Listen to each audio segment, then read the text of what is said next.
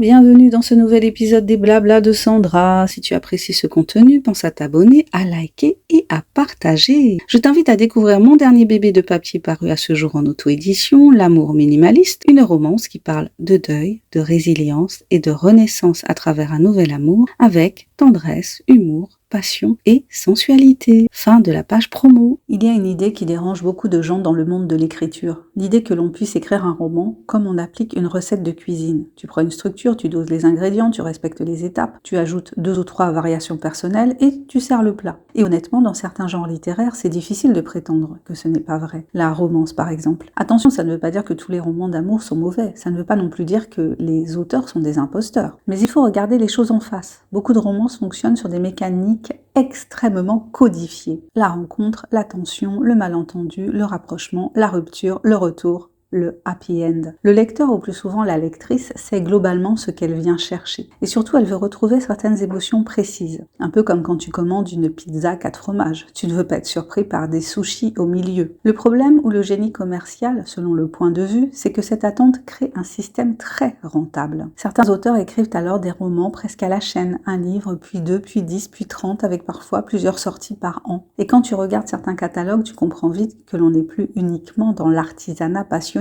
On est dans une mécanique éditoriale extrêmement rodée. D'ailleurs, il existe une rumeur persistante dans le milieu. Certaines maisons d'édition fourniraient des trames ou des structures très précises à leurs auteurs.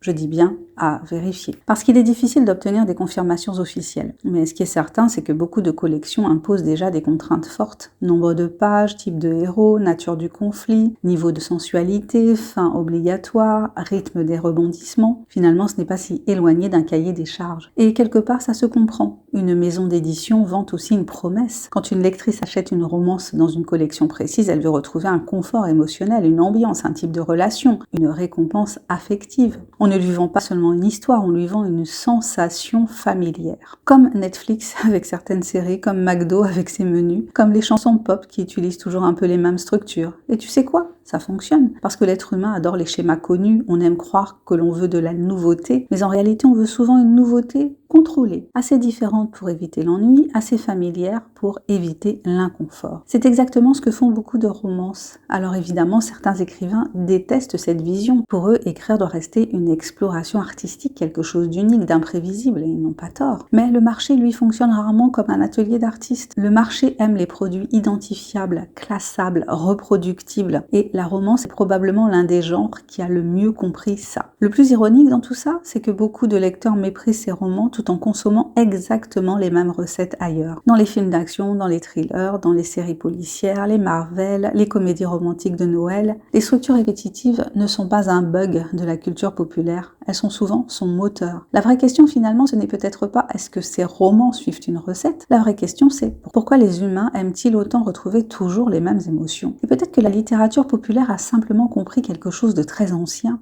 On lit parfois moins pour découvrir que pour retrouver. Merci d'avoir écouté cet épisode des Blabla de Sandra. Si tu as aimé cette réflexion, n'hésite pas à partager ce podcast et à me dire quel est ton point de vue sur la question. Je te dis à très bientôt pour un nouvel épisode des Blabla de Sandra. Allez, abonne-toi, commente si tu l'oses, like et partage. Et pense à découvrir mon dernier bébé de papier paru à ce jour, L'amour minimaliste, une romance qui parle de deuil, de résilience et de renaissance à travers un nouvel amour avec tendresse, humour, passion et sensualité. Bye bye!